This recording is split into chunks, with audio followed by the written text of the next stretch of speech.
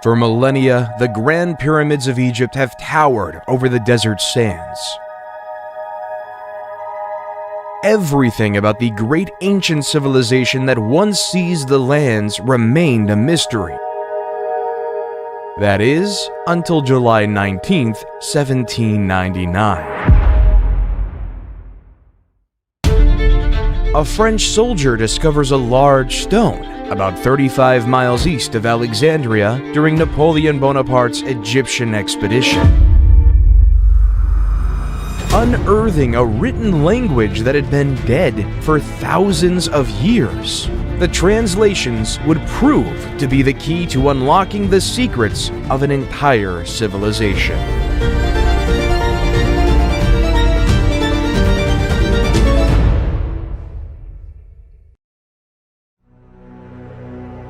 Egypt is the gift of the Nile. That's what Herodotus, the father of history, said. Since the Nile is the lifeline, as it provided Egypt with water for the cultivation of crops, which led to the burgeoning of civilization all along the length of the Nile Valley. The river strip that divided the Egyptian territory into two parts provided a favorable environment for the rise of civilization when the Nile Valley began in the Miocene times, cutting it into its current shape. The various geographical resources effectively contributed to the state's foundation. As a result of the annual floods that spread the fertile soil to the east and west over the centuries, mud deposits built up. When the water recedes and flows along its banks, the agricultural year begins, making Egypt one of the first agricultural communities that ever existed in human history. At the end of the Paleolithic era, there was a widespread production of arrows, harpoons, querns, sewed skins, boneworks, and pottery. Carbon-14 tests, on the other hand, were used by researchers to demonstrate that corn was harvested in a Neolithic silo on the edge of Fayum between 4600 and 4250 BC. Later, people built shacks and huts out of reeds and solid mud and sowed corn on the muddy soil of the Nile marshes. Ancient Egypt was divided into two territories, Upper Egypt and Lower Egypt. Lower Egypt lay to the north, where the Nile extended out with its several branches to form the Nile Delta. Upper Egypt, which stretched to Aswan, was to the south. The two kingdoms were united around 3000 BC by King Narmer, but each retained its regalia, the hedjet or white crown for Upper Egypt and the deshret or red crown for Lower Egypt. As a result, the pharaohs were known as the rulers of the two lands, and they wore the shent, a double crown with each half denoting sovereignty of a different land.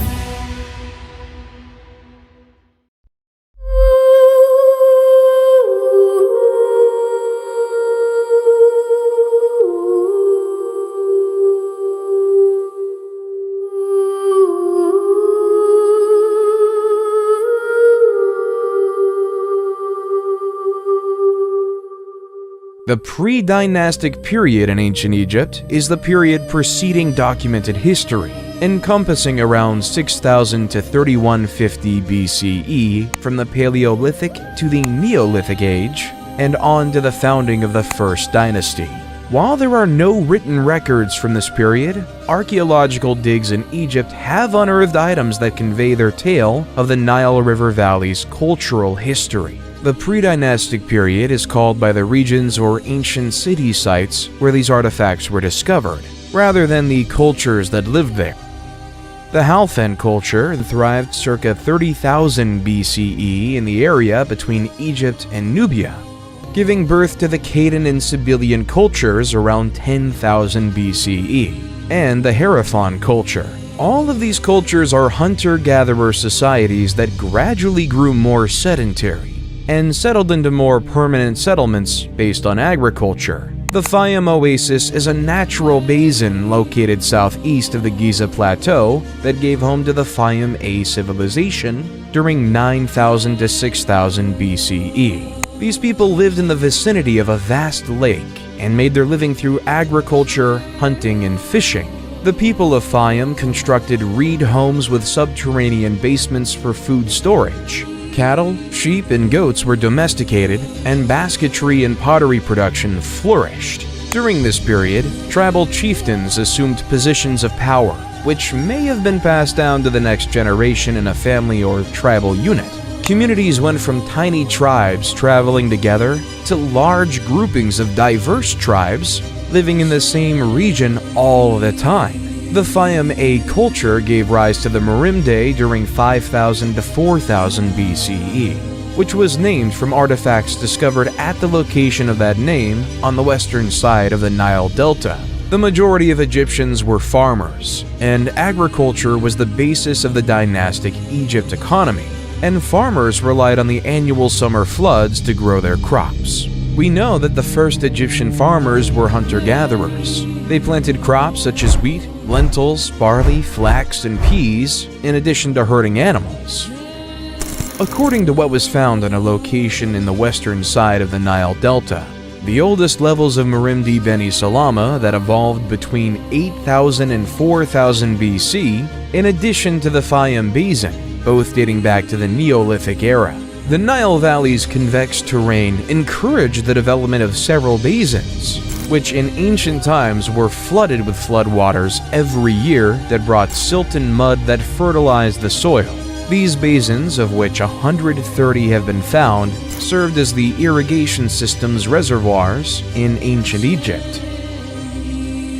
Granaries were made of clay jars or baskets that were buried up to their necks in the earth. The El Omari culture, about 4000 BCE, developed on these achievements by building circular homes of higher complexity with plastered mud walls. All of these cultures evolved and flourished in Lower Egypt, Northern Egypt closest to the Mediterranean Sea, whereas Upper Egypt civilization formed later.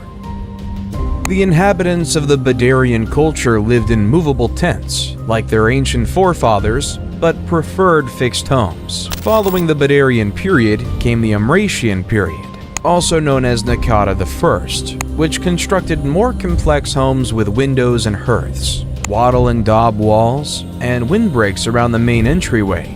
The practice of mummification began around 3500 BCE, where burial items were still left with the deceased. These developments were aided by the Girzian culture, also known as Naqada II, 3500 to 3200 BCE, which launched trading with other regions, inspiring changes in culture and art. The houses were built of sun-baked brick, and the more opulent ones included courtyards, an addition that would become commonplace in Egyptian homes later.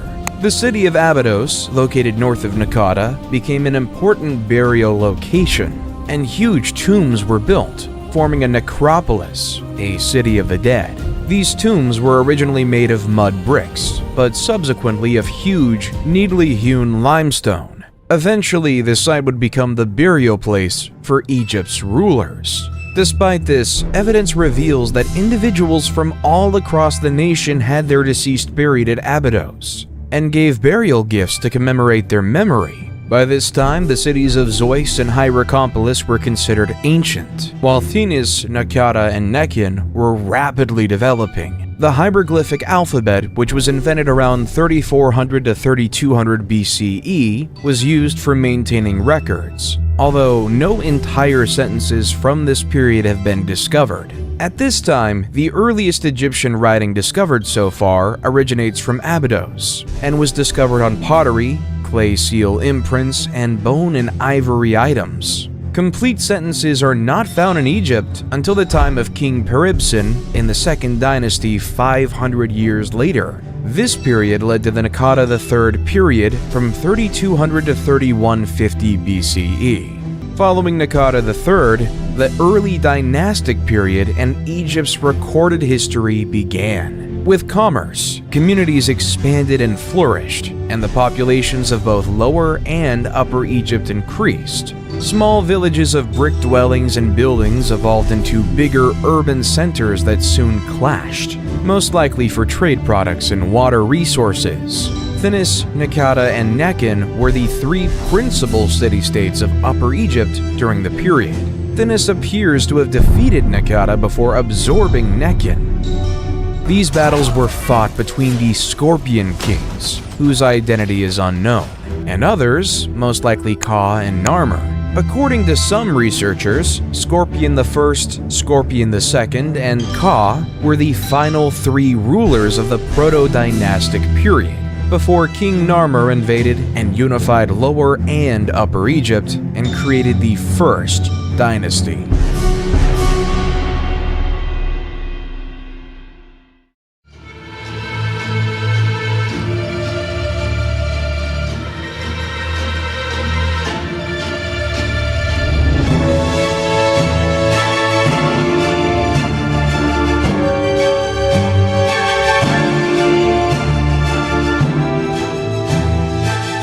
The early dynastic period in Egypt began in the years 3150 to 2613 BCE. This marks the beginning of the country's historical era in which Upper Egypt, the south, and Lower Egypt to the north were unified as one country under centralized authority. During this time, the divine rule of the monarch started, and a distinct Egyptian culture emerged, including the development of writing, arts, and sciences. Menes, the first king of Egypt, was a ruler of Upper Egypt, presumably from Thinis or Hierakonpolis, who defeated the other city-states around him before conquering Lower Egypt around 3150 BCE. Narmer married the princess Neithotep of Nakata in an arrangement to enhance the links between the two towns. He undertook military operations in Lower Egypt to quell revolts and expand his territory into Canaan and Nubia. He sponsored massive construction projects, and urbanization developed throughout his reign. Hor-Aha, Narmer's son, is assumed to have succeeded him in 3100 BCE, continuing his father's military expansion and increasing trade. He was notably interested in religion and the concept of the afterlife, and it was under his reign that the Mastaba tomb was built. Hor-Aha was replaced by his son Jur in 3050 BCE, who followed in his father's footsteps. His son Jet, about 3000 BCE, married Princess Mernith and is considered to have taken leadership of the nation after his death. It is uncertain whether she governed as regent for her infant son Den or as queen, but her reign is notable for being the first time a woman is recorded governing in ancient Egypt. Den, about 2990 BCE, is regarded as the greatest monarch of the First Dynasty and reigned for 50 years. His reputation as an efficient monarch stemmed from his economic advances, military conquests, and the stability of his rule, as proven by expensive construction projects and elaborate works of art. Den is the first monarch to be represented wearing the crowns of Upper and Lower Egypt, showing that he ruled over a unified nation. Den was succeeded by two additional monarchs, Enegib and later Semerkhet, both of whom had tough reigns marked by insurgency. The dynasty ended with the Ka's reign, during which his heirs struggled for the throne and were defeated by Hotep Sekemui, who established the Second Dynasty. Internal strife and a lack of, or misunderstanding over, records ruined the Second Dynasty, 2890 to 2670 BCE. None of the Second Dynasty monarchs have reliable dates, and several of the kings' names appear to be repeats of earlier rulers. Hotep Sekemui, which means two powerful ones at peace, is a prime illustration of this issue. Because of his name, it would seem that he came to power after subduing the princes who fought for the throne after Kwa, but his name is inscribed on the entrance to Kwa's tomb, implying that he was the ruler responsible for burying Kwa, and he already had that name before the succession war broke out. Hotep Sekemui is credited with bringing peace to Egypt upon his ascension to the throne, although a brief one. Instability and rebellion marked his reign. Raneb, also known as Nibra, was the first to link his name to that of the gods, and so create a bond between the monarch and the divine. There is no reasonable explanation for Peribzen's decision, Early academics claimed he was the first monotheist who declared Set to be the sole deity, but evidence of his reign's devotion to various gods disproved this. Because his name is only found in Upper Egypt, it's possible that he opted to ally with Set for political reasons, to distinguish himself from the Horus religion of Lower Egypt. For whatever reason, he is regarded as a good monarch because commerce, the economy, religious practice, and the arts all thrived during his reign. Peribsen was replaced by Kheskamui, probably his son, who continued his predecessor's construction projects and is believed to have brought Egypt's two regions back under central control, or at least reinforced unification. His most famous works include the statues at Hierakonpolis and Abydos, as well as his role as the father of Pharaoh Djoser.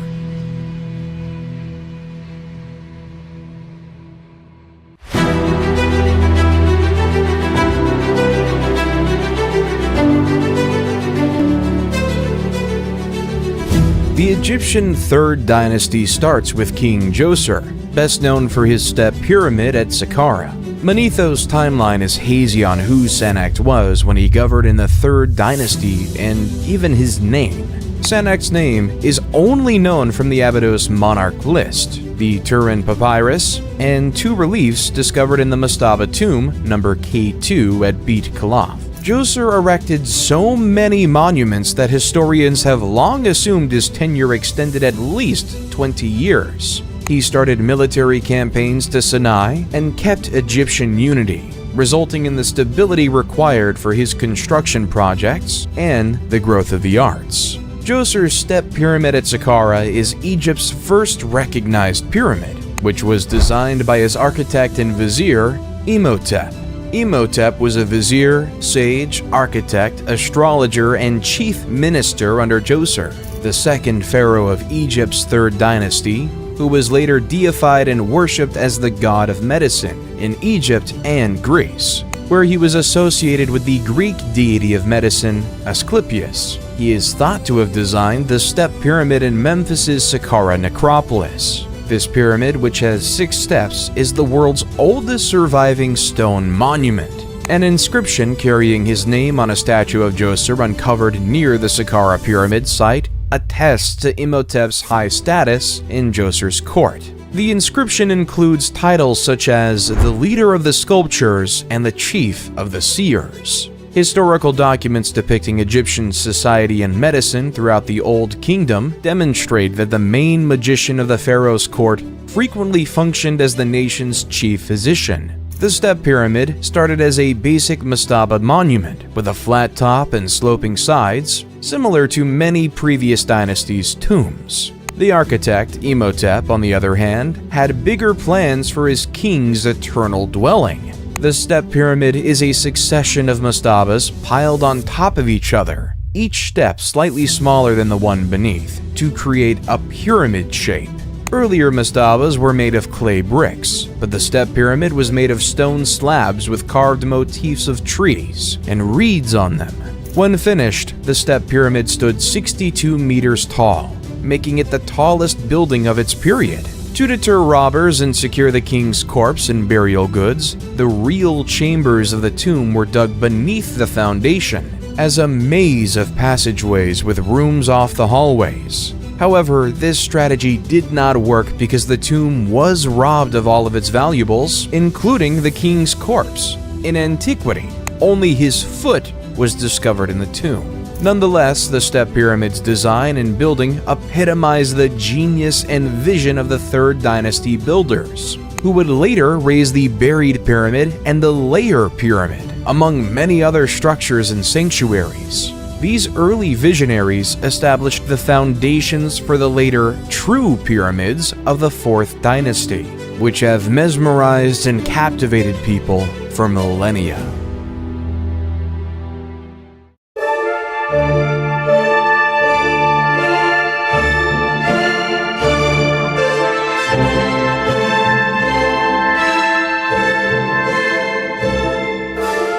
The Old Kingdom of Egypt is also known as the Age of the Pyramids or the Age of the Pyramid Builders, because it contains the Great Fourth Dynasty, during which King Sneferu mastered the craft of pyramid construction, and the pyramids of Giza were built under the reigns of Khufu, Khafre, and Menkaure.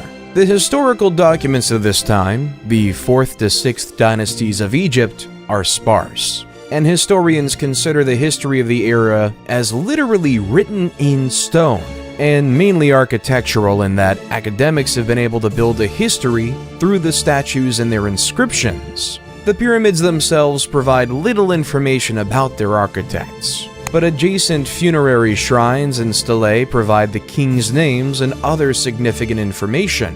In addition, carvings in stone discovered elsewhere during the period document different events and the dates on which they happened.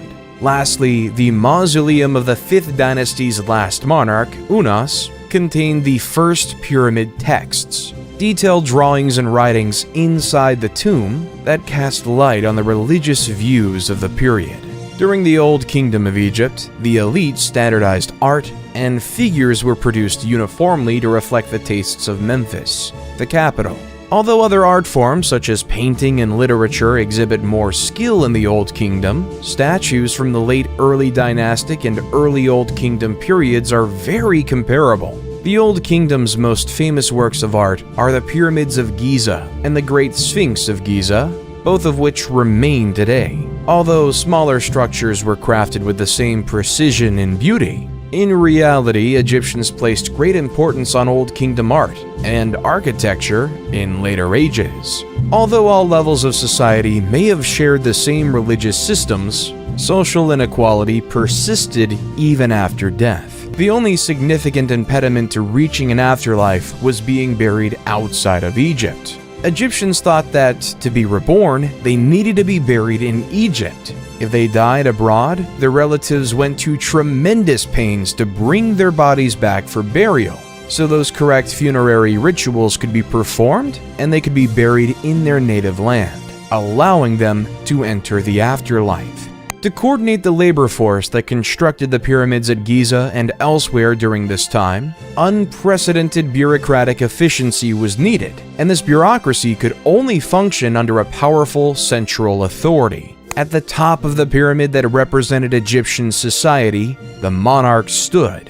He was granted ownership of all of Egypt by the gods, at least in theory. The literate and illiterate classes were divided in the Egyptian social structure. The literate class was the ruling class. They were a small fraction of the population, but they were the main criteria for determining the character of ancient Egyptian society and everything we knew about the civilization. Individuals were frequently more important than the positions they held. As a result, while the king established the scope of bureaucratic power, effective administration was ultimately dependent on the same pool of literal aristocrats without whom the king could not govern, and we'll state some of them as follows. Because an Egyptian king could not personally control every area of society, the role of the vizier was established as early as the early dynastic period. The vizier, who can be assimilated into a form of prime minister, assigned responsibility to other members of the court, sent communications through scribes, and managed the military, regional governors' activities, public works projects, and tax collections, among other things. Huni, the last king of the 3rd dynasty, was long thought to have initiated the massive building projects of the Old Kingdom by constructing the Majesty Pyramid. But credit for the Majesty Pyramid goes to Sneferu, the first king of the 4th dynasty, who may have been Huni's son by one of his minor queens. Sneferu began the Old Kingdom's golden era, with his most noteworthy achievements being the 2 pyramids constructed for him at Dashur. Sneferu started his work with the pyramid at Majesty, known as the False Pyramid, due to its shape. It resembles a tower more than a pyramid, and its exterior casing is surrounded by a massive mound of gravel. The Pyramid of Majesty was Egypt's first real pyramid, but it did not last. This is because changes were made to Imhotep's initial pyramid design, causing the exterior casing to sit on sand rather than rock, causing it to fall. The Crooked Period and the Red Pyramid are Sneferu's structures at Dashur, or North Pyramid. The The bent pyramid gets its name from the fact that it rises at a 55-degree angle and then changes to a 43-degree angle of smaller stones, giving the impression of bending in towards the summit. The workers had finished the base and sides before recognizing that a 55-degree angle was too steep, and changing their plan to conclude the job as best they could. Sneferu appears to have grasped the issue and went on to construct his third pyramid. Sneferu appears to have been a ruler unafraid of loss or sorrow. When the bent pyramid failed to satisfy his standards, he simply began over. The red pyramid, named after the use of reddish limestone in its building, was constructed on a firm foundation for better stability and rose at a 43-degree inclination. The red pyramid, 105 meters tall, was Egypt's first effective real pyramid. It was originally encased in white limestone, as were the other later pyramids, which crumbled away over time and were collected by locals for other construction projects. Following in the footsteps of Djoser's complex at Saqqara, Sneferu had mortuary temples and the other structures built around his pyramids, with priests overseeing day-to-day activities once the red pyramid was finished. All of this points to the stability of his rule, which he bequeathed to his son Khufu when he died. The ancient Greek authors referred to Khufu as Cheops, and he's best known for his Great Pyramid at Giza. In their works, the Greeks portrayed him as a tyrant who oppressed the people and compelled them to labor for him against their will. This perception may have been created by the tales contained in the Westcar Papyrus, a compilation of 4 stories written about the kings of the 4th dynasty and found by Henry Westcar in around 1824 CE. The papyrus contains 4 tales recounted by Khufu's sons, including one in which King Khufu summons a sorcerer who claims to be able to reconnect a decapitated head to a body. And some academics read his actions in requesting a demonstration as malicious or careless. During the reign of Khufu, Egypt became even wealthier as a result of his military battles against Nubia and Libya, as well as his lucrative trade deals with cities such as Byblos. He also invested in agricultural innovations to improve the livelihoods of his people.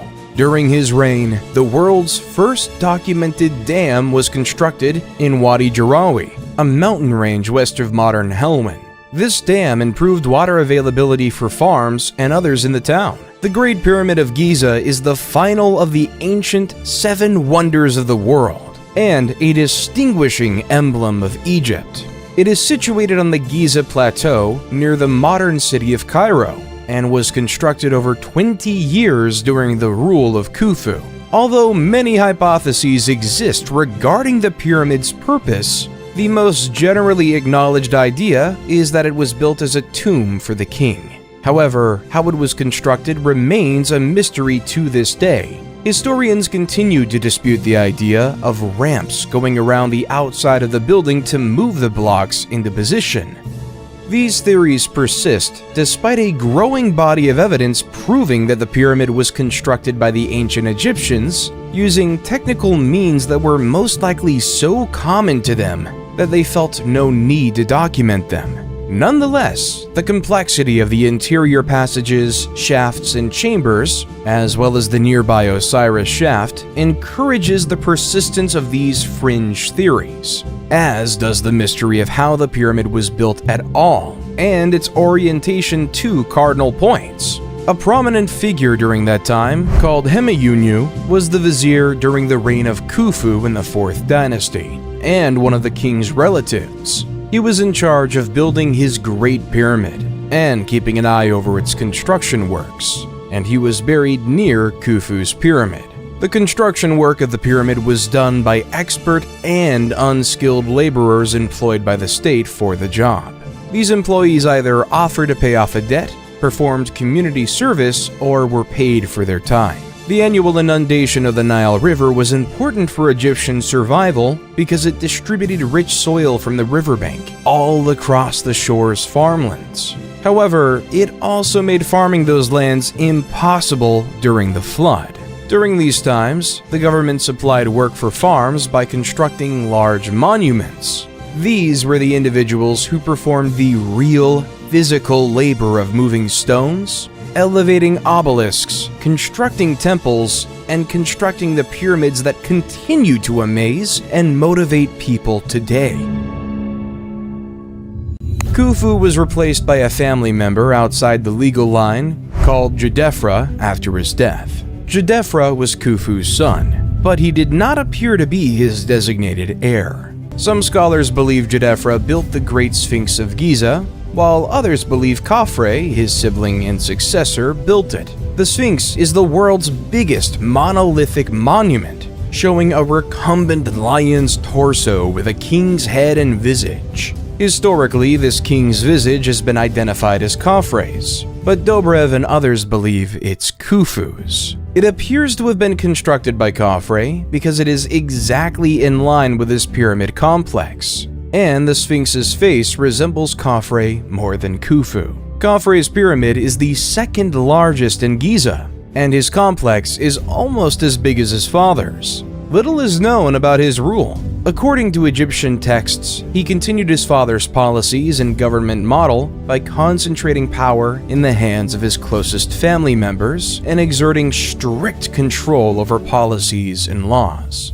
Following Khafre's demise, succession was temporarily disrupted again when Baka, Djedefre's son, took the throne. He did not even rule for a year before Menkaure, Khafre's son, took over as monarch. Both the Greeks and the Egyptian writings praise Menkaure. Menkaure, like his father and grandpa before him, started construction on his Giza pyramid and shrine complex. Menkaure's pyramid and complex are smaller than the other two, which represent a significant development in the history of the Old Kingdom, and one of the causes of its collapse. The resources required to construct the Great Pyramid were no longer accessible during Menkaure's period, but he did his best to establish an everlasting residence on par with his father's and grandfather's. Quenra, Menkaure's son and designated successor, perished while this pyramid was being constructed, upsetting the dynastic succession, and Menkaure died before the pyramid complex was finished. Despite reigning for 30 years, he was unable to finish the work of his predecessors, which many historians attribute to the dwindling resources at his disposal. Shepseskaf, Menkaure's successor, finished Menkaure's structure at Giza, but was buried in a relatively modest mastaba at Saqqara. As previously stated, the monarchs diverted immense resources to their funerary structures and buildings, but these temples and sanctuaries were increasingly under the authority of the priests who managed them, rather than the king. Although the Giza Plateau is now an old, sand-swept location on the outskirts of Cairo, it was a city of the deceased, inhabited by the living who tended to it during Menkaure's time. Giza had priests' houses, shrines, worker accommodations, stores, factories, breweries, and all the amenities of a small metropolis. The civilian life in ancient Egypt was very active. The lowest social class consisted of peasant farmers who did not own the land on which they worked on or the houses in which they resided. The monarch, members of the court, nomarchs, and priests owned the land. To begin the day, peasants would say, "Let us work for the nobility." Peasants were virtually always farmers, regardless of what other trade they practiced. They cultivated and harvested their crops, giving the majority to the landowner while keeping part for themselves. Most had private gardens, which the ladies maintained while the men worked in the fields. The lowest stratum of society created the items utilized in commerce, allowing the civilization as a whole to survive. These peasants were also part of the workforce that erected Egypt's pyramids and other monuments. When the Nile River's banks overflowed, farming became difficult, and the men and women went to work on the king's projects. This labor was always rewarded, and no literary or physical evidence supports the assertion that any of Egypt's major monuments were erected by slave labor. Work building monuments like the pyramid and associated burial complexes, temples, and obelisks provided the peasantry with the sole possibility of upward mobility. Skilled painters and engravers in particular were in high demand in Egypt. and were paid more than unskilled laborers who merely hauled the stones for the construction from one location to another. Peasant farmers might also raise their status by learning a craft and producing the vases, bowls, plates, and other ceramics that people need. Skilled carpenters could make a fortune by making tables, desks, chairs, beds, and storage chests, while painters were needed to decorate upper-class dwellings, castles, tombs, and monuments.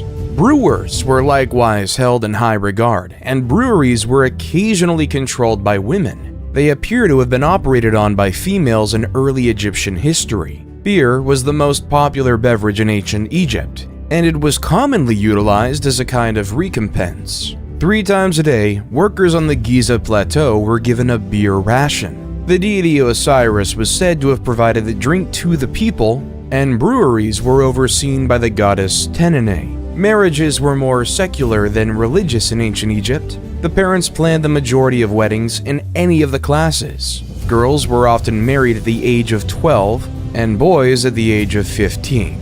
Royal offspring were frequently promised to foreign monarchs as babies to seal treaties. The ancient Egyptians' lives were not all labor. They found plenty of time to have fun by participating in sports, board games, and other activities. Hockey, handball, archery, swimming, tug-of-war, gymnastics, rowing, and a sport known as water jousting, which was a sea battle played in small boats on the Nile River in which a jouster tried to knock the other out of his boat, while the second team member maneuvered the craft, were all ancient Egyptian sports. The festivals of ancient Egypt were individually distinct in their own right, depending on the nature of the occasion, but they all had one thing in common: drinking and feasting. The Egyptian diet consisted mostly of grains, wheat, and vegetables. The meat was incredibly expensive, and only royalty could afford it. The 4th dynasty ended with Shepsekhof's brief reign, and the 5th started with much less hope.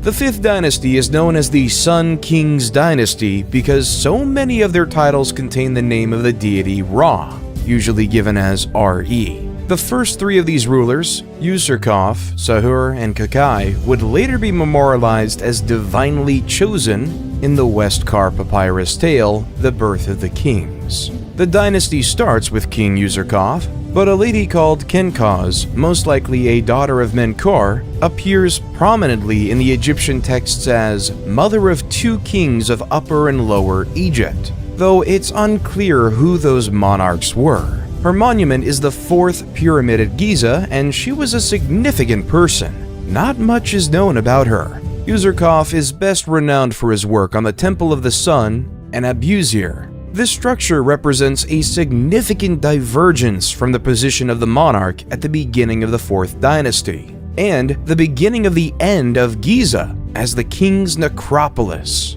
The sun deity Ra was now venerated directly by the people through the priesthood, and the king's position as the god's primary representative was reduced. Userkaf's son Sahur replaced him and constructed his funerary complex at Abusir near the Temple of the Sun. Sahur was a capable monarch who led the first Egyptian expedition to Punt and arranged significant trade treaties with other countries. Punt, on the other hand, was one of his biggest accomplishments, as it became an important source of many of Egypt's most valuable resources, and in time was regarded as a legendary country of the gods. Sahur constructed his own temple to the sun in Abusir and was the first to use palmiform columns in the building, which would later become the norm for columns throughout Egypt. Sahur's war exploits and cautious resource management enriched the nation, as demonstrated by the intricate work done on his mortuary complex and the inscriptions discovered. His son, Neferirker Kakai, succeeded him. Inscriptions suggest he was a good king and well-regarded, but little is known of his tenure except that the priesthood got even more dominant during his control. His son, Neferifre, succeeded him but perished young, possibly around the age of 20. He was followed by King Shepsekhar. Nusir-ini succeeds him, and the priests of Ra acquire even more authority during his rule. The bureaucracy of the temples and mortuary buildings grew as well. putting a burden on royal coffers, which paid for sanctuary care and maintenance. Menkaure replaced him, but little is known about his rule other than the fact that he was the last monarch to construct a temple to the sun.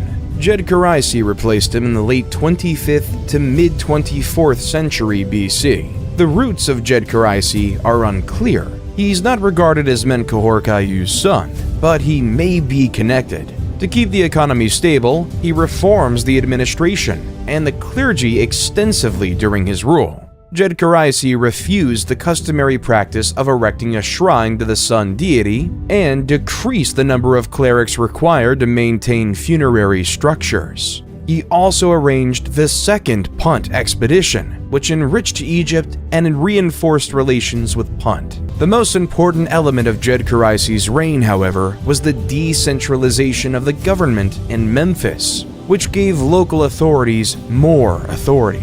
Djedkhereisi was replaced by his son Unas, the reign of whom is little documented. Unas was the first Egyptian king to have the interior of his tomb decorated and inscribed with what became known as the pyramid texts. These inscriptions depict the king in communion with Ra and Osiris. The position of the king was already considerably reduced when the 6th dynasty started. Local officials and bureaucrats built more elaborate tombs than nobles during the rule of the first monarch, Teti.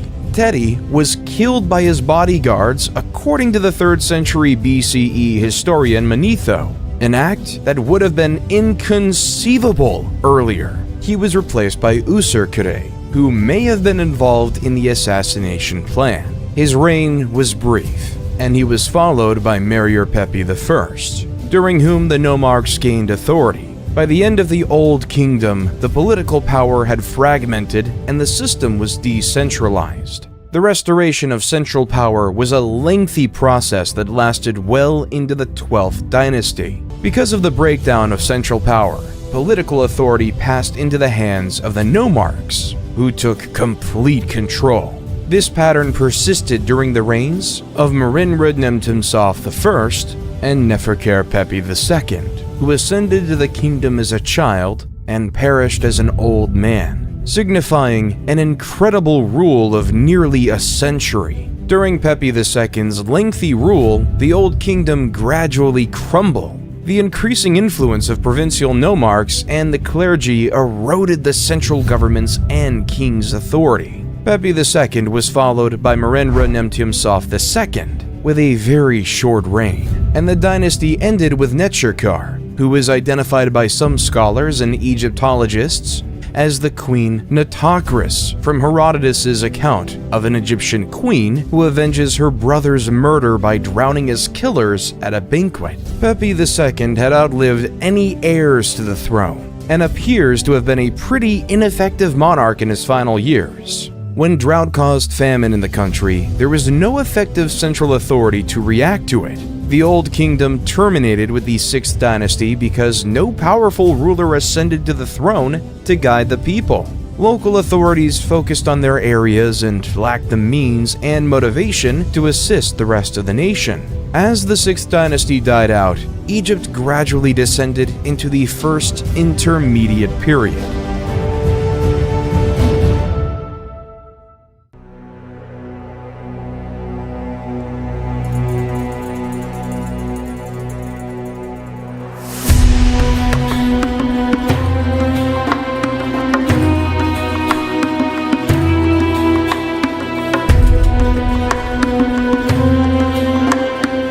The first intermediate period is marked primarily by a rise in the authority of provincial administrators of distinct areas, and a decline in the power of the central government at Memphis. The great structures of the Old Kingdom on the scale of Giza's pyramids were no longer constructed within the first intermediate period because there was no strong central sovereign to order and pay for them, and no administration to coordinate the large workforce. The cultural image that comes from a study of historical data does not support a chaotic, dark era, but rather a different social and political model than what had come before. There is some historical evidence for the claim of unrest and claimed disorder, which stems from the absence of a single powerful central government. The country's different regions were essentially self-governing. The dearth of information about the kings of the 7th and 8th dynasties attest to their ineffectiveness. Their identities and dates will be forgotten in Egyptian annals. The ancient city of Memphis was abandoned at some time by rulers who saw themselves as the heirs of the Old Kingdom kings. The rulers of the 9th and 10th dynasties then seized Heracleopolis as their center and declared themselves Egypt's real kings. Intef, a Theban nomarch who bore the customary epithets of Great Overlord, of the Nome and Overseer of Priests, came to prominence in Thebes around 2125 BC and opposed the authority of Heracleopolitan kings. Intef I established Egypt's 11th dynasty and provided the push for the country's unity. During the Middle Kingdom, he was known as Intef the Mighty, and a monument in his honor was erected in the Temple of Karnak. And this was the way leading to the beginning of a new era, which was the Middle Kingdom.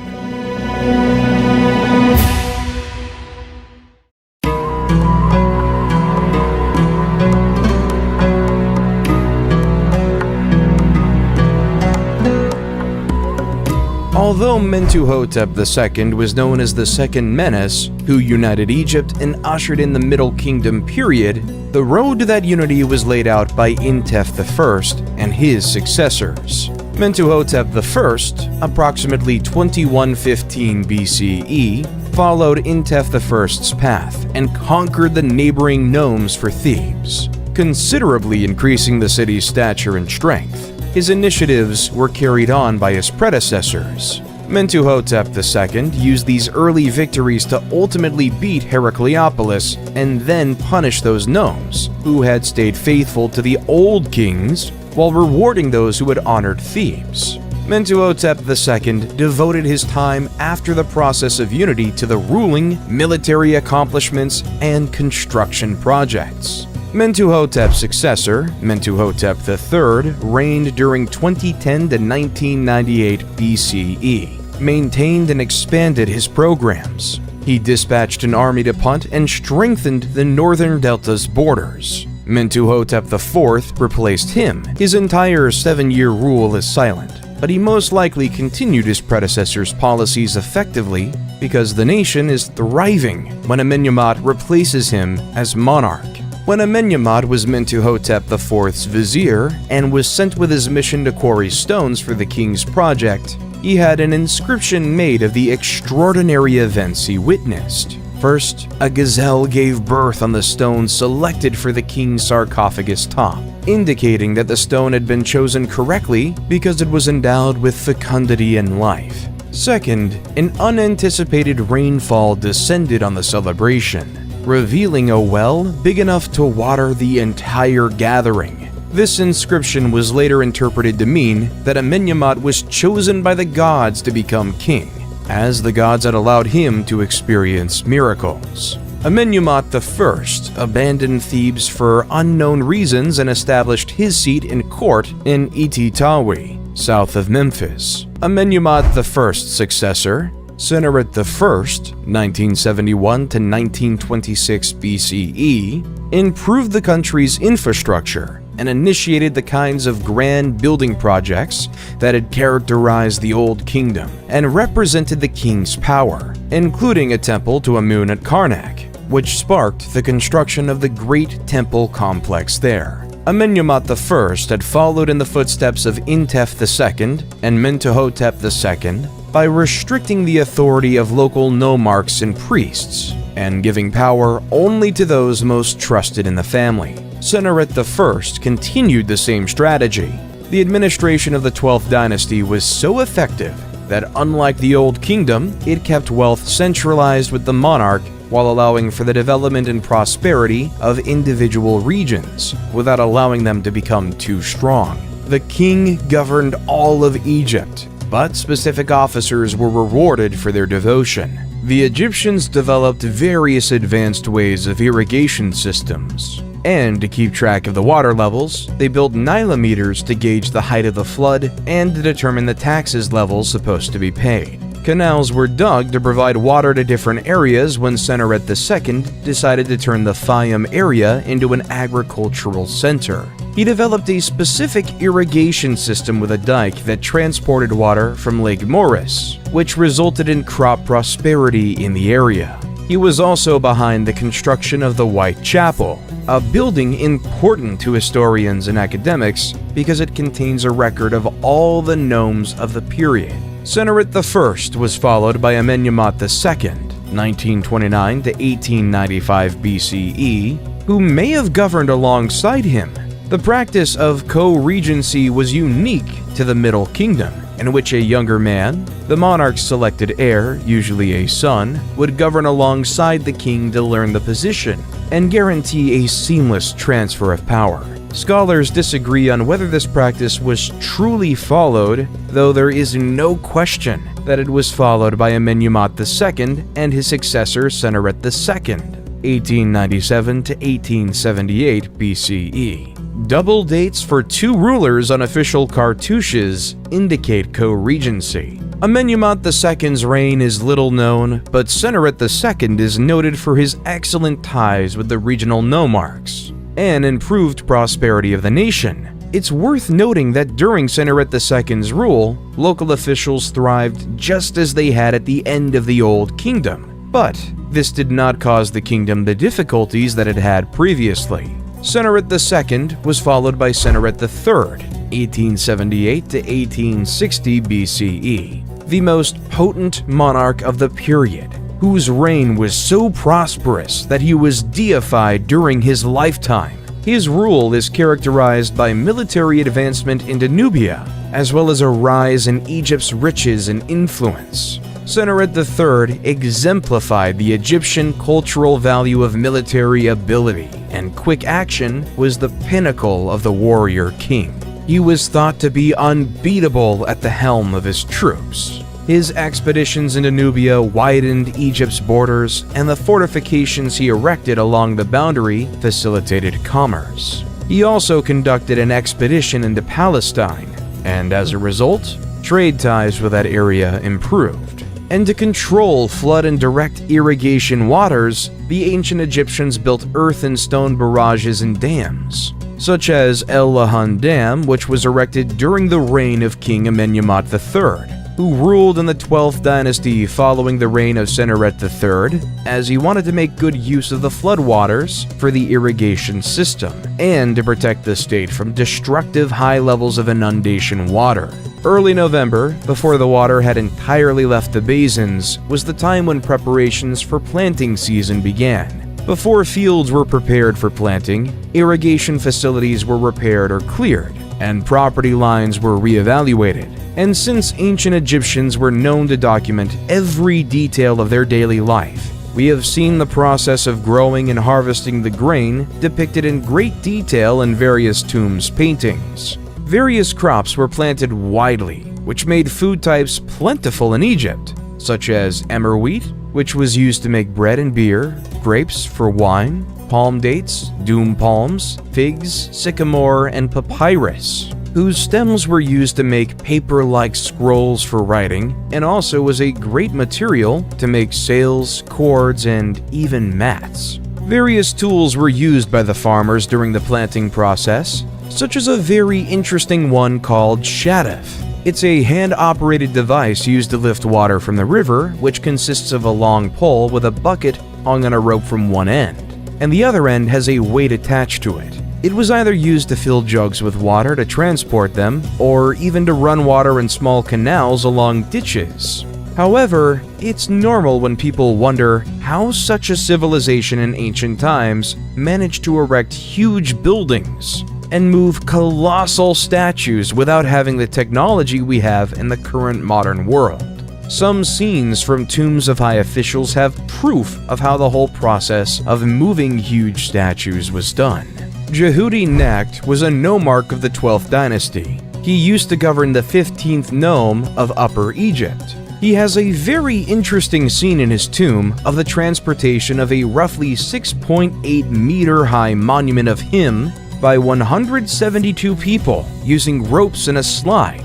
in an endeavor aided by the dumping of water in front of the slide. Unfortunately, no evidence of this colossus has ever been discovered. Amenemhat III boasted of no major military triumphs, but constructed almost as many monuments as his father and was responsible for the vast mortuary sanctuary at Hawara, known as the Labyrinth. Amenemhat IV, 1815 to 1807 BCE, replaced him and maintained his policies. He completed his father's construction tasks and began many of his own. During his reign, military and commercial expeditions were undertaken on numerous occasions, and trade thrived with towns in the Levant, particularly Byblos and elsewhere. The co-regency policy, if it was implemented, had guaranteed a seamless transfer of power from ruler to ruler, but it failed in the case of Amenemhat IV, who had no male successor to prepare for success. After his demise, the throne passed to his sister, or probably wife, Sobonefru, 1807 to 1802 BCE, whose rule is little known. Unless the Queen Nitocris of the 6th dynasty of the Old Kingdom is accepted as real, Sobonefru was the first woman to govern Egypt since the early dynastic period. The 12th dynasty concluded when she perished without an heir, and the 13th started with the reign of Sobekotep I, 1802 to 1800 BCE. The Middle Kingdom's 12th period was the most powerful and wealthy. The 13th dynasty would receive the riches and the policies, but would be unable to put them to good use. The 13th dynasty appears to have maintained the policies of the 12th dynasty monarchs and kept the nation united, but none of them had the personal power of the previous kings, according to incomplete documents. Lower Egypt started to develop its political groups.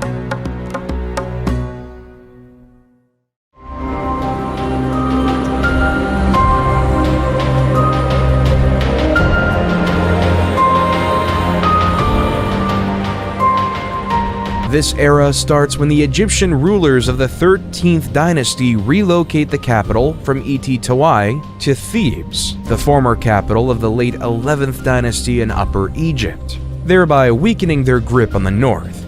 Amenemhat I, 1991 to 1962 BCE, established the tiny settlement of Hutwaret in the far north at the start of the 12th dynasty, which developed into a commercial hub with easy access to the sea and road paths to Sinai and the area of Palestine. During the 13th dynasty, effective trade and immigration brought an increase of Semitic people to Avaris, who ultimately grew wealthy and powerful enough to wield governmental power in the nation. These individuals were known to the Egyptians as Hekakosset or Hyksos. The name of the Hyksos remains unclear. Many hypotheses have been proposed, including the possibility that they were refugees escaping the Aryan invasion of Asia. The Nordic invasion hypothesis has been debunked, as has this assertion. The Egyptians refer to them as Asians, but this was a word used for anyone beyond the country's eastern boundary, from the Levant to Mesopotamia. During the late 13th dynasty, the Egyptian monarchs ceased supplying the border fortifications located in Nubia, and no additional soldiers were stationed there. The troops, who were already stationed at the forts, were never returned to Egypt, and the former garrisons became their permanent residence. These troops served as commerce intermediaries between the Egyptian city of Thebes and the Kingdom of Kush. As the 13th dynasty neglected matters to the south, just as they were doing to the north, the Kingdom of Kush developed into a centralized power, with its capital at Kerma. Some of the ancient Egyptian fortifications along the border were destroyed at some time, presumably during an assault, though this is unclear. What is evident is that as Egyptian government in Thebes disregarded Kush's influence in the south, Kush's power increased, and the boundary became more flexible. The troops who had been left behind no longer saw it as their duty to protect against invasions, and had grown more acclimated to the role of traders than military men by this point. The monarchs documented for the latter portion of the 13th and 16th dynasties are non-Egyptians, or at the very least, do not have Egyptian names and are considered Hyksos rulers. Their timeline is muddled, and some names are only known from ceremonial items, while others are only known from pieces of kings' lists, making dating problematic. The Hyksos achieved economic dominance of the eastern delta and then pushed north, negotiating treaties and forging contracts with various nomarchs, governors, of other districts in Lower Egypt, until they had conquered a sizable amount of territory and could exert political authority. Once established in Avaris, the Hyksos elevated Egyptians to positions of power, adopted Egyptian customs and attire, and absorbed Egyptian deity worship into their own beliefs and ceremonies. The Hyksos monarchs established Egypt's 15th dynasty, but once they were evicted, the invading Thebans destroyed all traces of the Hyksos in Egypt. Only a few Hyksos rulers are known by name thanks to the ruins of inscriptions and other texts discovered at Avaris and elsewhere, including the best known, Apepi. Apepi was also known as Apophis, and had an Egyptian name related to the giant snake Apophis or Apep, the sun god Ra's nemesis. At the same time the Hyksos rose to prominence in northern Egypt, the Nubians rose to power in the south. The Middle Kingdom's 13th dynasty, like Lower Egypt's, had forgotten to pay attention to its southern frontier. Thebes remained Upper Egypt's capital, but instead of dominating the entire nation, it was wedged between the Hyksos in the north and the Nubians in the south. According to Manetho, Apepi of the Hyksos wrote to the Theban king, Seqenenrunta, 1580 BCE, "Do away with the hippopotamus pool to the east of the city, for it prevents me from sleeping day and night." The message was most likely about the Theban practice of hippopotamus hunting, which would have been insulting to the Hyksos, who worshipped Set and included the hippo in their religious observances. Tao, rather than complying with the request, saw it as a challenge to his autonomy and marched on Avaris. His mummy indicates that he was slain in battle, and this, together with the events that follow, reveals that the Thebans were vanquished in this fight. Tao's son Chamos took up the cause, lamenting bitterly in an inscription about having to pay the Asiatics taxes and dealing with outsiders to the north and south of him and his kingdom. He launched a huge attack on the Hyksos, destroying Avaris according to the narrative. Chamos reports that his attack was so fast and scary that it rendered the Hyksos women barren, and that he destroyed the city to the ground following the carnage. This tale appears to be exaggerated, as the Hyksos retained control of Lower Egypt 3 years after Chamos' invasion, and Avaris remained the Hyksos' stronghold. Chamos was succeeded by his brother Ahmose, who, according to the inscriptions, drove the Hyksos out of Egypt and destroyed their metropolis of Avaris. These events are described in the tomb inscriptions of another man, Ahmose son of Abana, a soldier who fought under King Ahmose, who describes the devastation of Avaris and the retreat of the remaining Hyksos to Sharawin in the Palestine region. Ahmose then besieged this city for 6 years until the Hyksos fled again, this time to Syria, although what happened to them after that is unknown. Ahmose I not only established the 18th dynasty, but also began the new Kingdom of Egypt, the age of the Egyptian Empire. The Hyksos were responsible for the formation of a professional Egyptian army of conquest, since Ahmose I, and those who followed him, sought to ensure that no foreign nation ever gained such dominance in their land again. The triumph that would become the new kingdom, a period of unprecedented prosperity and success in Egypt, is the legacy of the Second Intermediate Period. The 18th dynasty of Egypt, established by Ahmose I, would build some of the most renowned and memorable monuments since the Old Kingdom's pyramids, and expand Egypt's borders into a kingdom.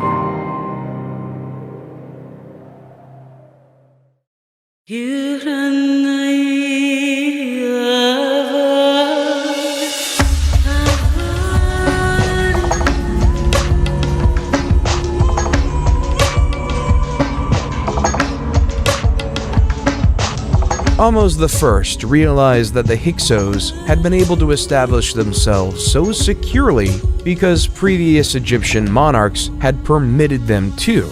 As a result, he chose to establish protected areas around Egypt's boundaries and fortify neglected settlements in strategic locations to protect the nation. The Battle of Ahmose I against the Hyksos brought him and his troops into touch with the areas of Palestine and Syria, where he continued his operations while also conducting military excursions south against the Kingdom of Kush in Nubia. When he died, he had protected the nation and consolidated his authority, leaving a steady political and economic situation for his replacement, Amenhotep I, 1541 to 1520 BCE. Inscriptions show that Amenhotep I followed his father's policies and modeled himself after him as a warrior monarch, but he most likely only commanded battles into Nubia. There are no accounts of him conducting expeditions into Palestine or Syria, but he may have done so because those areas stayed secure during his and his successors' reigns.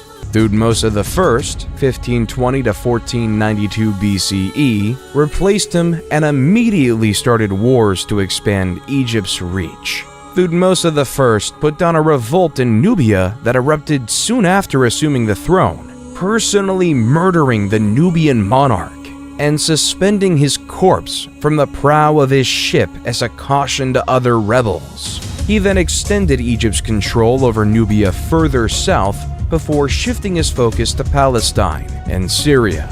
He expanded Thebes' famous Temple of Karnak and built numerous other temples and structures throughout Egypt. Thutmose II, 1492 to 1479 BCE, succeeded him, but little is known about his rule because he was quickly eclipsed by his more potent half-sister, Hatshepsut. Hatshepsut, 1479 to 1458 BCE, was one of the most potent and effective New Kingdom rulers. Thutmose II had one child with her, and he had another with a minor woman, Thutmose III, whom he named as his successor, 1458 to 1425 BCE. Following Thutmose II's death, Hatshepsut was appointed regent of Egypt and officially co-ruled with Thutmose III, but she had been the force behind her husband's tenure and continued to do so as she saw fit after his death. Hatshepsut is in charge of numerous construction initiatives. She conducted the most successful expedition to Punt, added her works to the temple at Karnak, and governed in harmony with Nubia to the south. Her construction undertakings were so beautiful and numerous that subsequent pharaohs claimed ownership of them. They were able to do so because Hatshepsut's name was taken from all of her structures, including her magnificent complex at Deir el-Bahri around 1458 BCE. Concerning the obelisks that were erected in the different temples, they were symbols of the sun god, and many of them can be found everywhere in the whole world, whether they were real Egyptian ones or modern ones imitating the ancient Egyptian obelisks. The process of carving one is not a paradox, as there is an unfinished one located in the quarries of granite in Aswan. Hatshepsut commissioned its construction, probably to accompany what became known as the Lateran obelisk, which was originally at Karnak, but was later brought to the Lateran Palace in Rome. Thutmose III inherited a wealthy and secure country in 1458 BCE and wasted no time in improving it. Thutmose III establishes the Egyptian Empire, which his descendants would sustain. He defeated the neighboring countries and expanded Egypt's dominion further than it had ever been before, using the war chariot acquired from the Hyksos, bronze weaponry, and better strategies. Over 20 years, he led at least 17 separate military campaigns, subduing kingdoms from Libya to Syria and extending Egypt's authority in the south, from the region around Buin down to Kyrgyz. When Hatshepsut died, Thutmose III ascended to power. Believing him to be weak and inexperienced, the king of the Syrian city of Kadesh instigated a revolt in the Egyptian province of Canaan, which swiftly gathered support from other places aiming to dethrone Egypt. This coalition met in the city of Megiddo. Thutmose III marched his army from Thebes to Megiddo in northern Canaan, prudently choosing a narrow pass from the town of Aruna instead of the wider and easier routes to the city, and surprised his enemies by entering the Kina Valley behind their defensive positions and driving them from the field. Thutmose III had to lay siege to the city to seize it. Geneni, who was Thutmose III's commander and military scribe, naturally accompanied his monarch in war to put down the rebellion, and wrote a record describing the fight. Thutmose III was so taken by Jani's tale that he had sections of it written on the walls of the Great Temple of Amun at Karnak, and, to a lesser extent, elsewhere. Geneni begins by describing why the writing on the temple's walls exist. He then goes on to explain the campaign and its motivations. The wretched adversary referenced on several occasions is the king of Kadesh, who started the revolt and gathered the armies against Egypt. But it is also used to refer to everyone who joined the rebellion at times. Following the Battle of Megiddo, Thutmose III would subdue and punish those who took part, capturing not just Kadesh, but also all of Syria and the Mitanni territories in Mesopotamia. He was succeeded by his son Amenhotep II, 1425 to 1400 BCE, who inherited and built on his father's powerful and safe kingdom. He was not a warrior king, but he did order many construction projects and signed peace treaties and commerce deals with other countries, such as Mitanni. Thutmose IV, 1400 to 1390 BCE, his replacement, carried on his programs. Based on readings of his renowned dream stele, which recounts the tale of how he came to the kingdom, Thutmose IV is regarded as a usurper, although he is the legal son of Amenhotep II. He's best known as the king who rebuilt Giza's Great Pyramid. He is followed by Amenhotep III, 1386 to 1353 BCE, who is regarded as one of Egypt's most effective and powerful rulers. Amenhotep III ruled Egypt at a time when it was at its artistic, political, and fiscal apex. His reign was one of the most opulent in Egyptian history, and he frequently used his riches to persuade other nations to do what he desired. He kept the nation stable, enlarged its boundaries, and devoted himself to the arts and construction initiatives. Many of Egypt's most impressive structures date from his rule. During his reign, however, the priests of Amun started to acquire increasing fortune. They possessed more property than the monarch and used it to enrich themselves further. Amenhotep III attempted to contain their increasing influence by allying himself with Aten, a minor deity symbolized by a sun disk. He appears to have believed that the authority of the pharaoh behind the worship of Aten would elevate the status of those priests over those of Amun. His scheme failed, but it did elevate the deity Aten, who would play an important role in the rule of Amenhotep's son and successor.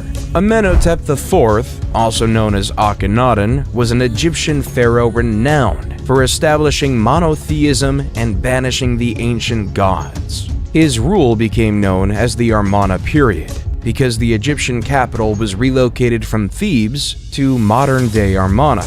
He ascended to the kingdom as Amenhotep IV, but changed his name to Akhenaten in the 4th or 5th year of his rule, dissolved the old religion, particularly the worship of Amun, and raised the deity Aten to the position of the one true god. Only the cult of Aten was recognized as a valid religious organization. All other sanctuaries were shuttered, and their veneration was prohibited. He built a shrine to Aten at Karnak's Great Temple of Amun, which he also shuttered. His wife was the famous Nefertiti, best known for the magnificent bust created by the sculptor Thutmose. Upon Akhenaten's death, he was succeeded by his young son, Tutankhaten, 1336 to 1327 BCE, who quickly changed his name to Tutankhamun, who took to the throne at just 9 years old. The young leader relocated the capital to Memphis, restored Thebes as a religious center, which also held political significance, reopened the temples, and restored Egypt's ancient religion. Although he instituted significant changes that helped secure the nation, he's best known for his magnificent tomb, which Howard Carter found in 1922. Tutankhamun was married to Ankhsenamun, his half-sister, until his demise at the age of about 18. Ankhsenamun may then have married the vizier A, possibly 1324 to 1320 BCE, who some experts believe replaced Tutankhamun, or she may have attempted to reign on her own. Whatever part A played in the succession, Ankhsenamun vanished soon after Tutankhamun's death, and the general Horemheb took control, devoting to return Egypt to its former grandeur. Horemheb, 1320 to 1295 BCE, went to great measures to erase the Amarna period rulers from Egyptian history by burning all of Akhenaten's statues and writings, including completely demolishing his sanctuary at Karnak. Horemheb defended traditional Egyptian religion and customs. Relationships with other countries and Egypt's infrastructure were ignored during Akhenaten's rule. Horemheb returned Egypt to its previous glory, though he was unable to bring it back to the heights of Amenhotep III. He perished without an heir, and his vizier Parames seized the kingdom as Ramses I, establishing the 19th dynasty. Ramses I was an elderly man when he ascended to the kingdom, and he swiftly named his son Seti I as his successor. Ramses I resumed Horemheb's task of rebuilding Egypt's sanctuaries and shrines, as well as adding to the vast Temple of Amun at Karnak. He gave Seti I the authority to lead military missions to reclaim areas lost during Akhenaten's rule. When he passed, Seti I ascended to the throne and continued Egypt's reform and revival, adding his own touches to the big project at Karnak, and grooming his successor for dominance, his son Ramses II, 1279 to 1213 BCE. He is the most well-known pharaoh of Egypt today. Ramses II governed Egypt for 67 years, and the magnificent temples and monuments he constructed in celebration of his conquests and accomplishments still stand as a testament to the wealth of his reign. There is hardly any ancient Egyptian site that does not mention Ramses II, and the story of his triumph in the Battle of Kadesh in 1274 BC is legendary. However, one of his greatest acts as pharaoh was not one of battle, but one of peace. The forging of the first peace treaty in history.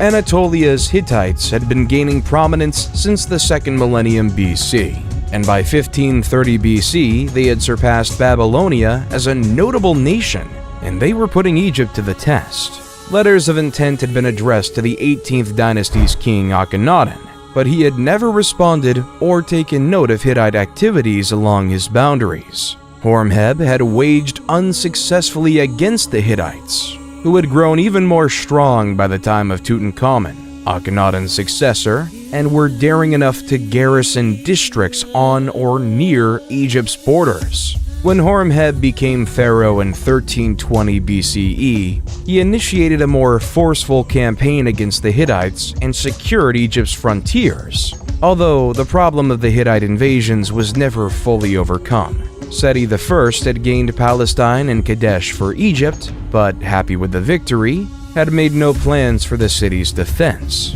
Now, Ramses II of the 19th dynasty had to cope with the problem of the Hittite invasion, and gathered his forces at Ramses in 1274 BC to remove the Hittites from Kadesh and weaken their army. Riding in his chariot at the head of 4 divisions, 20,000 soldiers, Ramses II marched his first division so quickly that he soon outdistanced the other 3.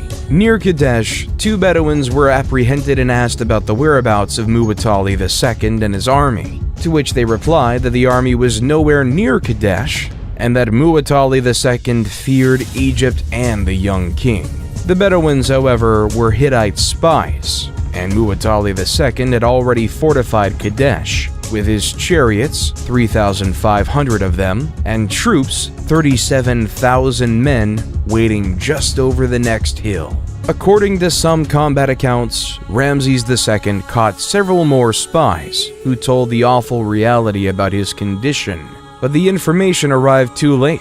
Ramses II had separated himself from the rest of his army in his haste to seize Kadesh and vanquish the Hittite ruler. Just as the Hittite chariots slammed into his camp, he dispatched messages to the other 3 divisions. The Ta division arrived in time to prevent an Egyptian army defeat, and Ramses II personally led the remaining Aman division into action many times, pushing the Hittite soldiers back onto the Orontes River, where many perished. Muwatalli II just only marched from Kadesh's walls to trap Ramses II's forces between his army by the river and his advance. But for unexplained reasons, he chose to stay in the city and never committed his reserve men to fight. Ramses II declared a great triumph at Kadesh and had a scribe record his narrative of the wonderful fight.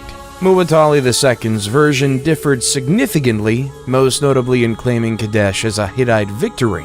While Ramses II did not capture the city, he did break the Hittite army on the field.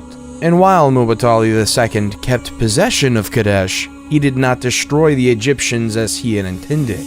Meren-Ta was Ramses II's 12th son, and not his designated successor. He only became pharaoh because all of his siblings had perished during their father's lengthy rule. Meren-Ta soon adopted his father's image of a warrior monarch, defeating the Libyans in combat and repelling an attack on the Sea Peoples. His description of his exploits include the well-known Meren-Ta stele, which contains the first reference to the Israelites as a tribe.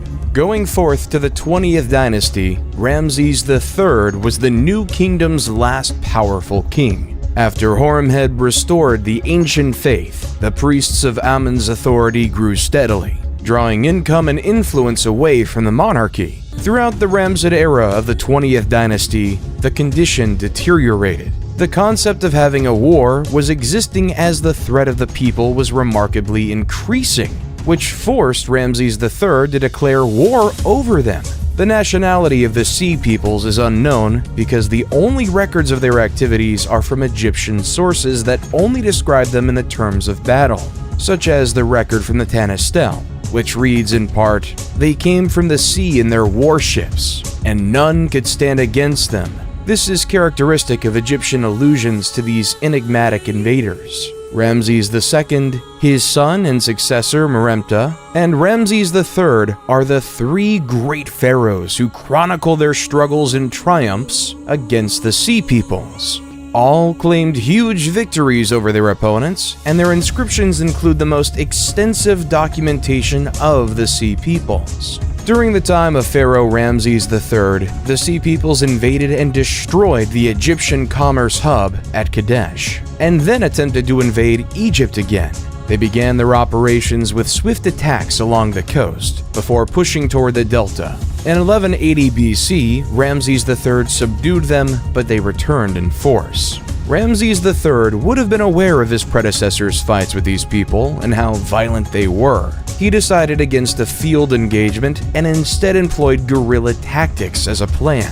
He set up ambushes around the coast and along the Nile Delta, and his archers were especially efficient, putting them camouflaged along the beach to shower down arrows on the ships at his signal. The ships were set on fire with burning arrows once the crew was dead or drowning. After crushing the naval invasion, Ramses III turned his focus to what remained of the invading troops on land.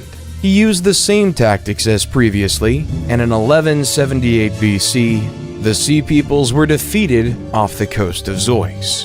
Egyptian annals once again depict a spectacular victory, in which many Sea Peoples were slaughtered and others were captured and coerced into the Egyptian army and fleet, or sold as slaves. Although Ramses III spared Egypt from invasion, the battle was so costly that the royal treasury was depleted, and the tomb builders at Deir el-Medina could not be paid.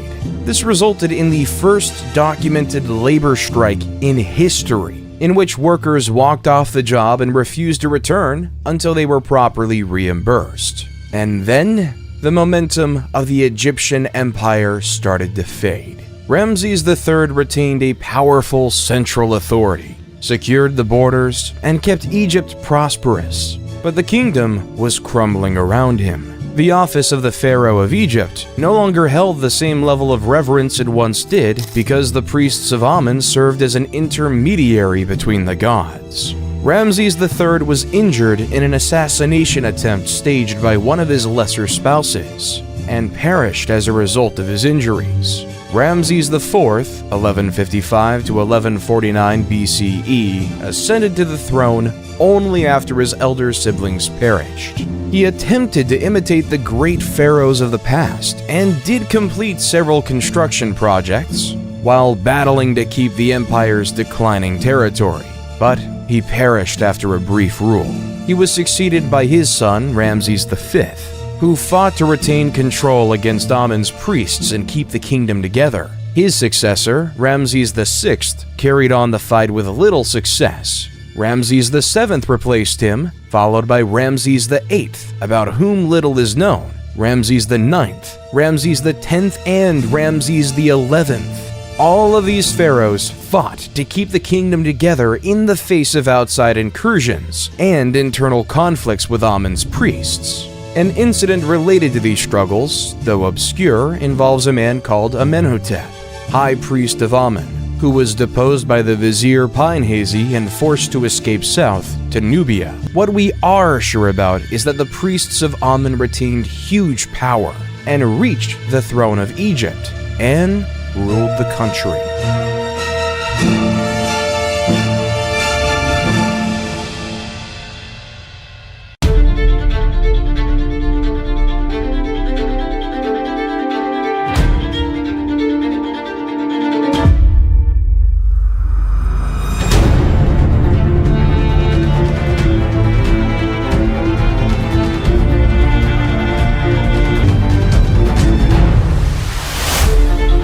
Sphinx, 1077 to 1051 BCE, a ruler of Lower Egypt who governed from Tanis, interred Ramses XI. Following the Egyptian custom, a monarch was buried by his successor, and Sphinx asserted his legal right to govern by relocating the capital from Ramses to Tanis. However, by this time, the priests of Thebes had grown strong enough to assert their authority to rule, and the nation was divided between Tanis's control over Lower Egypt and Thebes's rule over Upper Egypt. Contrary to popular belief, this split did not end in civil conflict or internal strife. Sphinx was strong enough to be noticed, but he only controlled Lower Egypt, and not much of it. He governed around the same period of Thebes' high priest Herihor, who reigned from around 1080 to 1074 BCE. Herihor was a general of the troops, as were all Amen's high priests, but he had little impact outside of Thebes. This would be the dominant model for the majority of the Third Intermediate Era. Individual nomarchs were strengthened at the cost of either part of the central government, as in the First Intermediate Period, and both Tanis and Thebes failed to exercise any major influence over the nation as a whole. The 22nd dynasty, which governed publicly under Libyan titles, was also Libyan. Shoshenq I, 943 to 922 BCE, established it after unifying Egypt and embarking on war operations reminiscent of Egypt's empire days. Shoshenq I reformed Tanis's administration and Thebes's clergy. The clergy would no longer be a hereditary post, but rather one of nomination by the monarch, as would be the choice of God's wife of Amen. His military operations revitalized Egypt's economy, and the nation started to approach the Egypt of the New Kingdom during his reign. Osirkin II ascended to the throne in 872 BCE and kept the nation together, but after his rule, Egypt split into distinct kingdoms governing from Heracleopolis, Tanis, Sais, Memphis, and Hermopolis in Lower Egypt, and Thebes in Upper Egypt. To the south, the Kushite ruler Kashta, 750 BCE, saw Egypt's vulnerability and moved to exploit it. Kashta adored Egyptian culture and had Egyptianized his capital city of Napata. and thus his entire territory. He had strong trade connections with Thebes and was well versed in the procedure of appointing priests and other high officials. By 747 to 721 BCE, his son strengthened Nubian dominance of Upper Egypt, and when the kings of Lower Egypt protested, he commanded a large army against them. Pi conquered Lower Egypt, capturing and subjugating all of the main towns before marching back to Napata. Egypt was now legally under his rule, but he allowed the Lower Egyptian kings to regroup and re-establish their power. These buffer zones diminished during the Third Intermediate Period, and Egypt lost its prior strength. But there were still countries on its boundary, such as Judah and Israel, that served the same purpose. The subjugation of those areas by Shoshenq I pushed Egypt's boundary up against the Assyrians, with no buffer in between. Moving forth to the 26th dynasty, Psammetichus I was a powerful ruler who instilled in his people the grandeur of Egypt's past by restoring it through massive projects, renovations, restorations, and military feats. His son, Necho II, 610 to 595 BCE, continued his father's legacy by conducting military battles, ordering construction projects, and expanding the military. The Egyptians were never great seafarers, and Necho II recognized this by establishing a fleet of Greek mercenaries, which proved quite successful. Necho II is regularly portrayed as a great warrior and military commander who strengthened the nation he had inherited. During the reign of Amasis II, he was successful in reforming government spending while also stimulating the economy and directing war operations. Egypt came together behind his leadership and thrived once more, with a thriving economy, secure boundaries, and prosperous commerce. Building projects, temples, and other works of art were finished, and Egypt's reputation regained some of its lost lusters. He was replaced by his son Psammetichus III, 526 BCE, who was a young and inexperienced king who was ill-prepared for the difficulties he faced. Cambyses II, the Persian monarch, had sent to Amasis asking for one of his daughters as a bride. But Amasis, not wanting to obey but also trying to prevent confrontation, sent Apries' daughter instead, who was his predecessor. This former Egyptian princess was profoundly offended by Amasis' choice, particularly since it had long been Egyptian policy not to transfer noble women to foreign monarchs as wives. When she arrived at Cambyses II's palace, she disclosed her true identity, and Cambyses II vowed to revenge Amasis' slander by sending him a fake bride.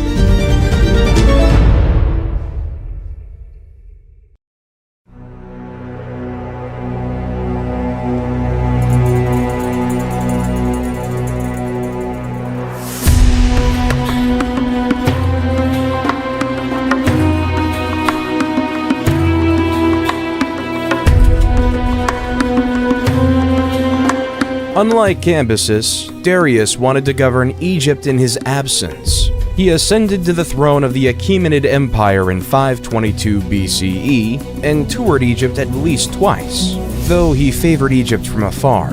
Nonetheless, he adored the culture and directed funds towards the reconstruction of destroyed temples and the dedication of new ones.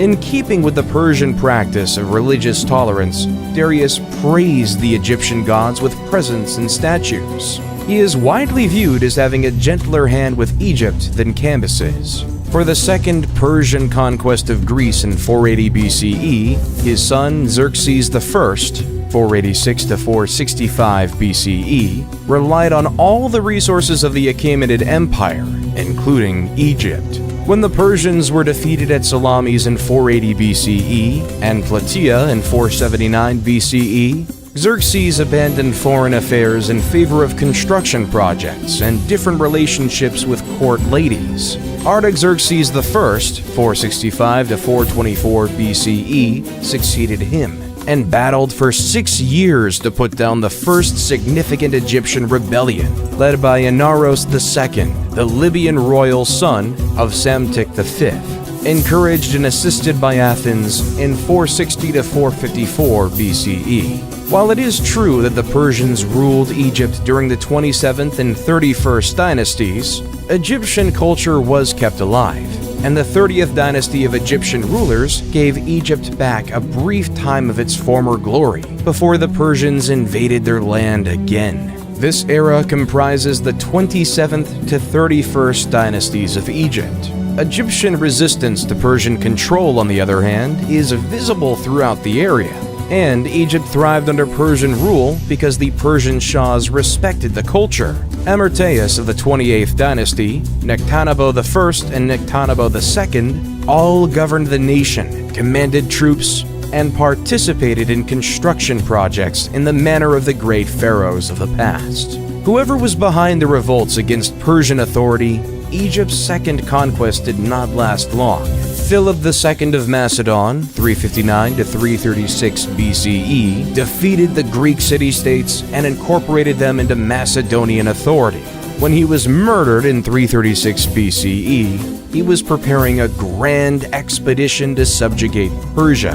He already had all of the means he would require for the conquest, which he entrusted to his son, Alexander. The pharaohs of the 30th dynasty upheld Egyptians' kingship's honor and left their impressive structures in the footsteps of those who came before them.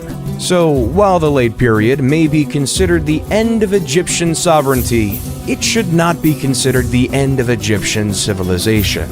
Even today, Egypt's cultural accomplishments inspire respect, if not fear, and remain among the most popular and intriguing of the old world.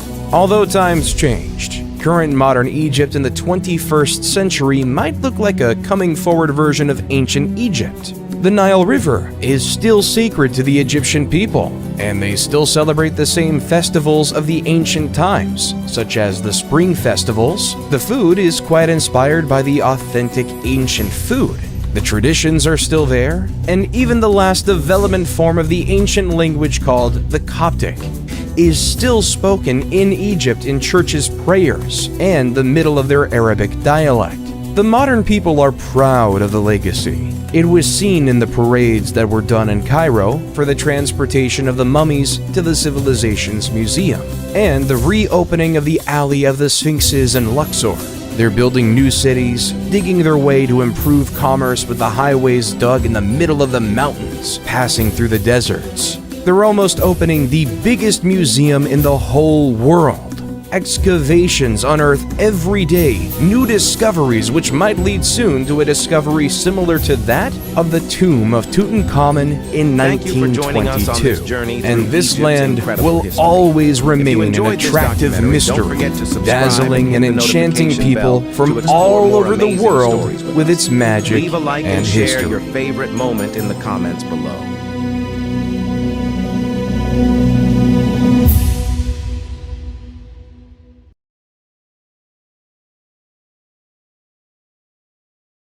Thank you for joining us on this journey through Egypt's incredible history. If you enjoyed this documentary, don't forget to subscribe and hit the notification bell to explore more amazing.